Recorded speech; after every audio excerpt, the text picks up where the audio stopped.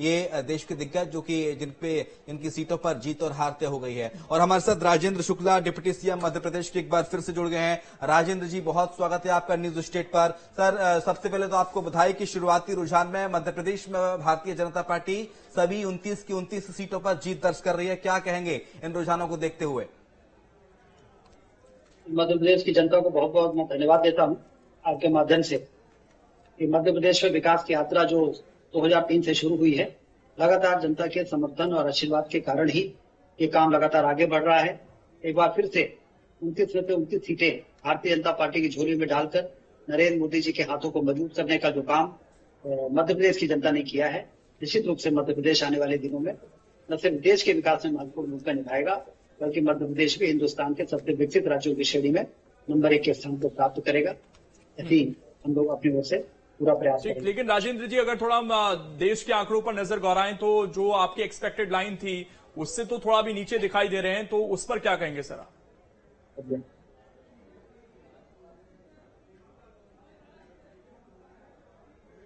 राजेंद्र जी, आवाज पहुंच पा रही है आप तक मेरी?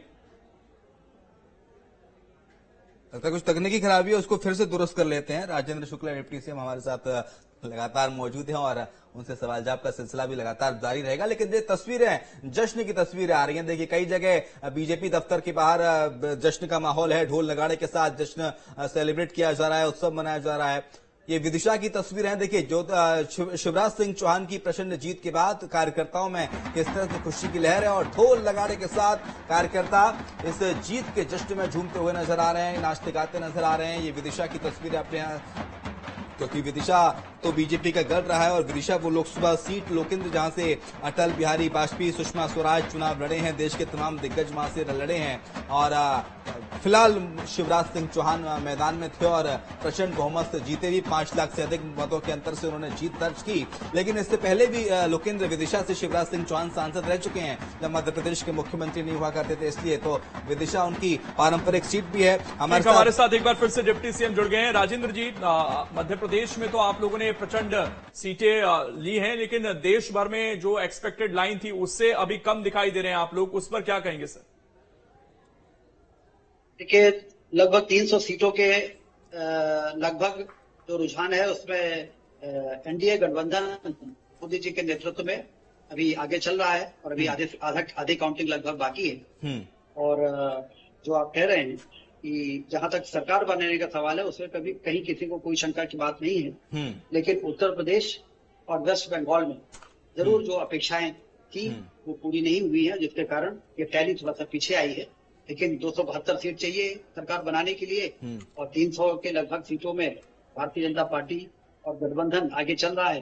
तो तीसरी बार सरकार बनाने का जनादेश देश की जनता ने मोदी जी को दिया है। ये बहुत बड़ी उपलब्धि है। हमारा देश जिस प्रकार से विविधताओं से भरा हुआ है, तमाम तरह के क्षेत्रीय दलों का अपने राज्यों में जिस प्रकार से उनकी भूमिका है, उन सबको ध्यान में रखते हुए तीसरी बार लगातार सरकार बनाना। लेकिन सर, हमने देखा कि मध्य प्रदेश के चुनाव से फ्री होने के बाद देश भर में भी आप गए, प्रचार भी किया आपने।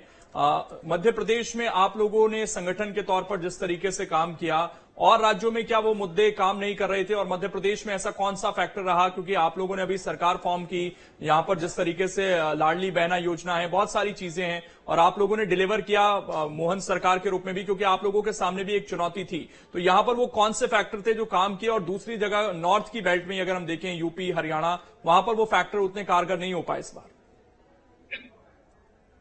मध्य प्रदेश में देखिए, पिछले 20 वर्षों के सुशासन जो है उसने कांग्रेस के लंबे समय के कुशासन को कटघरे में खड़ा किया और लोगों को अंतर समझ में आया कि यदि भाजपा की सरकार आने के बाद इतने बड़े परिवर्तन, इतने बड़े काम हो सकते हैं, तो फिर कांग्रेस पार्टी के लोगों ने जानबूझकर जिम्मेदारी के साथ अपनी जिम्मेदारियों का निर्वहन नहीं किया। इसलिए लगातार मध्य प्रदेश भारतीय जनता पार्टी का गढ़ बनता जा रहा है। जहां तक अन्य राज्यों में, जैसे आप उत्तर प्रदेश देखें, उत्तर प्रदेश में लगातार हमारी दूसरी बार सरकार बनी है, ऐतिहासिक समर्थन मिला है। लेकिन इस बार कुछ गठबंधन, हमारे ऐसी विचारधारा के लोग जो 10 दिन भी साथ में नहीं रह सकते हैं, उन्होंने मोदी जी को रोकने के लिए जरूर इस प्रकार के गठबंधन किए हैं, जिससे कि लोग कहीं न कहीं भ्रमित हुए हैं और उसके कारण परिणाम विपरीत आया है। लेकिन मोदी जी को सरकार में आने से वो रोक नहीं पाए। प्रधानमंत्री बनने से उनको रोक नहीं पाएंगे।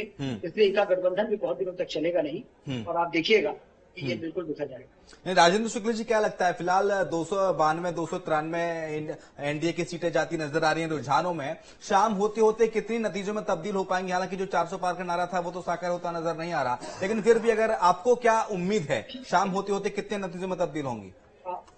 अभी जैसे यूपी में ही ये जानकारी आ रही है कि 10 से ज्यादा सीटें ऐसी हैं जिसमें भाजपा 10,000 वोटों से कम से पीछे है। तो वो 10 सीटें भाजपा जीत जाए तो किसी को आश्चर्य नहीं होना चाहिए, तो वो 10 की टैली बढ़ जाएगी। इसी प्रकार से पूरे हिंदुस्तान में भी जहां भी बीजेपी पीछे है तो उसमें से कई सीटों में कम वोटों से है। तो आप ये मानिए कि ये टैली जो अभी 300 के आसपास है, ये 325 तक भी पहुंच सकती है। ठीक है राजेंद्र जी, अगर हम थोड़ा कांग्रेस की बात कर लें, मध्य प्रदेश में कई बड़े दिग्गज इस बार उन्होंने चुनावी मैदान में उतारे थे, छत्तीसगढ़ में भी उतारे थे, चाहे वो बात कमलनाथ के बेटे नकुलनाथ की हो, दिग्विजय सिंह की हो, कांतिलाल भूरिया की हो, सबके सब इस बार पिछड़ते हुए नजर आ रहे हैं बुरी तरीके से। बुरी तरह पिछड़ रहे हैं क्योंकि इनको जनता ने देखा है, इनके कार्यशैली को देखा है, इनके कामों को देखा है और इसलिए अब लोग दोबारा इन पर भरोसा करने को तैयार नहीं है। और जो काम ठीक प्रकार से चल रहा है मध्य प्रदेश का और देश का, मोदी जी के नेतृत्व में भारत को आर्थिक महाशक्ति बनाने का, तो संरचना का ऐतिहासिक काम जो हो रहे हैं वो काम रुकने न पाए, देश की जनता ने इसकी चिंता की है और इसीलिए लगभग 300 सीटों में भाजपा भी आगे चल रही है। लेकिन एक सीट लगातार मध्य प्रदेश की छिंदवाड़ा जो भारतीय जनता पार्टी के लिए पिछले कुछ सालों से सरदर्द बनी हुई थी, मैं बात कर रहा हूं छिंदवाड़ा की। 9 बार लगातार कमलनाथ सांसद रहे, फिर उनके बेटे पिछले 5 साल से सांसद हैं, उसमें आप सेंध लगाने में कामयाब होते नजर आ रहे हैं रुझानों में तो फिलहाल? बिल्कुल पूरे आत्मविश्वास के साथ हमारे मुख्यमंत्री जी ने, प्रदेश अध्यक्ष जी ने और विजय वर्गीय जी जो आगे प्रभारी थे, उन्होंने इस बात को कहा था कि हम छिंदवाड़ा इस बार जीतेंगे। तो आप देखिए कि पिछली बार भी 35,000 वोट से वो जीत पाए थे, इस बार वो गैप खत्म हो गया और जनता ने अब उनको घर बैठने के लिए जनादेश दिया है। एक चीज और मैं राजेंद्र जी जानना चाहता हूं जो अभी दिखी है रिजल्ट में कि हम देख रहे हैं कई जगह कांटे का मुकाबला है, आपने उत्तर प्रदेश का भी जिक्र किया, बहुत कम मार्जिन है, लेकिन मध्य प्रदेश में ऐसा नहीं दिखा है। यहां पर जो अभी तक रिजल्ट भी आ गए हैं 3 लाख 4 लाख, और इंदौर में तो क्योंकि वहां प्रत्याशी नहीं था 10 लाख, ये डिफरेंस है और मुझे लगता नहीं शायद ये अब डिफरेंस को कांग्रेस के प्रत्याशी से आ पाएंगे और लगभग 59% के आसपास आप लोगों का वोट शेयर है। तो मध्य प्रदेश में तो कम से कम आप लोगों ने जो टारगेट अचीव किया था उस तक आप पहुंचे और इसका कारण कुछ नजर आता है क्योंकि बहुत बड़ी लैंडस्लाइड विक्ट्री इसको माना जाएगा। संगठनात्मक रूप से भारतीय जनता पार्टी में मध्य प्रदेश आदर्श प्रदेश के रूप में पहले से भी जाना जाता रहा है। हमारे पहले के नेताओं ने इसको जमीन को तैयार किया, उसको उपजाऊ जमीन के रूप में तैयार किया और उससे भी अच्छी बात ये रही कि जो दूसरी पीढ़ी के नेता है हमारे मध्य प्रदेश में भारतीय जनता पार्टी, वो सभी बड़े मेहनती रहे और सभी ने बहुत काम किया और कार्यकर्ताओं को नीचे तक अपने दिल और पार्टी से जोड़ने का काम किया। तो एक तरह से काडर जो मध्य प्रदेश का है, जब देश के लोग आते हैं मध्य प्रदेश में तो मध्य प्रदेश के काडर को, संगठन को आदर्श संगठन के रूप में कहते हैं अक्सर। तो ये इन सब चीजों का भी असर पड़ा है और दूसरी ओर गवर्नेंस भी जो हुआ है मध्य प्रदेश में, 24 घंटे बिजली देना, शानदार सड़कें बनाना, सिंचाई की नहरों का जाल बिछाना, कल्याणकारी योजनाएं बनाना, उससे भी मध्य प्रदेश की जनता भाजपा से जुड़ी, कार्यकर्ता सक्रिय हुए, जनता के उन्होंने अपना संबंध बनाया और फिर मोदी जी के 10 वर्ष का था भाषण, तो सोने में सुहागे की तरह रहा है कि मध्य प्रदेश को एक लंबी छलांग लगाने के लिए पूरा समर्थन मोदी जी की सरकार का, डबल इंजन की सरकार का लाभ मध्य प्रदेश को मिला। इसलिए भारतीय जनता पार्टी संगठन के दम पर और अपने विकास के दम पर। लेकिन राजेंद्र जी, जब हम पूरे आज इलेक्शन की बात कर रहे हैं तो एक सवाल तो बनता है और कि 2 राज्य आंध्र प्रदेश और उड़ीसा में तो आप विधानसभा में भी लग रहा है कि अपने दम पर ही सरकार बनाएंगे और वहां पर लोकसभा की भी लगभग सभी सीटें आप लोगों को मिल रही हैं। ये आपको लगता है कि एक बड़ा चमत्कार हुआ और उसकी वजह से अभी एनडीए इस स्थिति में है कि आराम से शायद सरकार बना लेगा? ये बहुत बड़ी सफलता है और वही मैंने कहा ना कि ये जो जनादेश है देश का, उड़ीसा में सरकार बनाना 25 सालों के बाद भाजपा की सरकार वहां पर बीजू जनता दल को किनारे करके अपनी सरकार बनाने जा रही है। आंध्र प्रदेश में जहां भाजपा को ये माना जाता था कि भाजपा वहां उतनी मजबूत नहीं है, वहां पर गठबंधन बना के वहां पर एनडीए की सरकार बनने जा रही है और मैंने आपसे कहा कि लोकसभा में सिर्फ उत्तर प्रदेश और वेस्ट बंगाल में हमारी अपेक्षित सीटें नहीं आई। यदि हमारी 20-25 सीटें यूपी में हमेशा की तरह पहले आ जाती और 15 सीटें वेस्ट बंगाल में और हमारी आ जाती, तो आप देखते हैं कि बीजेपी का जो लक्ष्य था वो हमारा प्राप्त हो जाता। तो सिर्फ इन 2 राज्यों के कारण थोड़ा हम घटे हैं, लेकिन विधानसभा के चुनाव के परिणाम देखिए आप, लोकसभा के चुनाव के पूरे देखिए आप, तो आपको ये समझ में आएगा कि प्रो इनकम्बेंसी मोदी जी की सरकार की रही है, उसका प्रभाव हमको मिल रहा है। उत्तर प्रदेश में चूंकि आप जानते हैं कि पहले से वहां पर कई प्रकार के समीकरण काम करते हैं, जाति गठबंधन और स्थिति रहती है वहां पर, और उस प्रकार से लोगों ने जब देखा कि अब कोई रास्ता नहीं है, तो आपस में लड़ने वाले लोगों ने गठबंधन करके और वोटों को पोलराइज किया है। इसके कारण अभी भी सिंगल लार्जेस्ट पार्टी तो यूपी में भाजपा ही है, लेकिन गठबंधन की जो उनकी है एनडीए और इंडिया में, तो उसमें जरूर उतनी हमारी 20-25 सीटें छिन गई।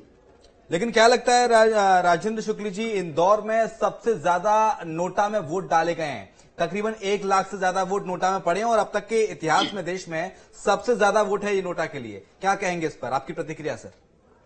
उसमें कांग्रेस पार्टी के प्रत्याशी ने अपना नॉमिनेशन विड्रॉ कर लिया, तो जो लोग कांग्रेस को वोट देने वाले थे उन्होंने नोटा पे दे दिया। तो यदि कांग्रेस तो डिफरेंस तो यही रहना था पहले भी और अभी भी। आप ये मान लो कि जो नोटा में वोट मिले हैं तो कांग्रेस पार्टी को मिलने वाले वोट। राजेंद्र जी, एक सवाल और ये आखिरी सवाल की एक्सपेक्टेशन बढ़ जाएंगी। आप लोगों ने कहा था कि हम 29 फूलों की माला भेजेंगे मध्य प्रदेश से, वो हो गया, 150 प्लस मिल गया। यहां से अब आप लोगों को क्योंकि आगे गवर्नेंस करनी है यहां पर, तो जो एक्सपेक्टेशन है, जो उम्मीदें वो और ज्यादा बढ़ जाएंगी अब डिलीवर करने की। उम्मीदें बढ़ेंगी और हम लोग उत्साह के साथ उम्मीदों को पूरा भी करेंगे, क्योंकि जनता का वोट लेने के बाद और ज्यादा तेज गति से काम करने का दायित्व होता है सरकार में बैठने वाले लोगों का। हम कोई एक्सक्यूज नहीं दे सकते, हम कोई बहाने नहीं बना सकते। हम पूरी ताकत के साथ जनता की समस्याओं को दूर करने के लिए जैसे पहले काम करते रहे, आगे भी करेंगे। पहले भी तस्वीर बदला मध्य प्रदेश की, आगे भी मध्य प्रदेश को विकास की ऊंचाइयों पर ले जाने का काम डॉक्टर मोहन यादव जी के नेतृत्व में हम लोग करेंगे। और डबल इंजन की सरकार बन रही है, केंद्र में मोदी जी फिर से प्रधानमंत्री बन रहे हैं, इसलिए हम सबके हौसले बुलंद हैं। दिग्विजय सिंह ने सर राजगढ़ में काउंटिंग रुकवा दी 2-3 जगह पर और मतगणना को लेकर उन्होंने धांधली का आरोप लगाया। सर क्या कहेंगे?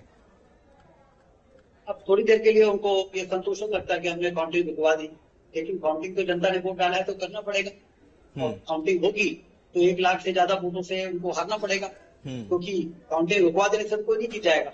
जो जनता ने वोट डाल दिया है वो वोट अभी 2 घंटे नहीं गिना जाएगा, तो उसके बाद गिना जाएगा।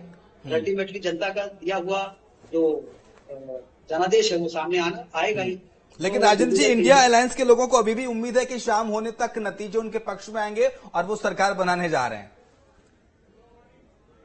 अब वो सबसे बड़ी पार्टी उनकी कांग्रेस पार्टी है, अभी 100 टच नहीं किया है। 90 सीटें 94 सीटों पे है, 272 सीटों में सरकार बनती है। और अलग अलग भानगति का कुंभा जोड़ा जैसी स्थिति वाले राजनीतिक दल जो हैं 220-221 पे हैं अभी, तो कैसे 50 सीटों का मतलब हम बहुमत के आंकड़े से 32 सीटें ज्यादा हैं और हमको ये कहा जा रहा है कि हम कमजोर हो गए हैं। तो जो बहुमत के आंकड़े से 50-60 सीटें पीछे हैं, वो कैसे सरकार बनाने में सफल होगी, आप सोचिए जरा। चलिए, मध्य प्रदेश के लिए एक बार फिर से आपको बहुत बहुत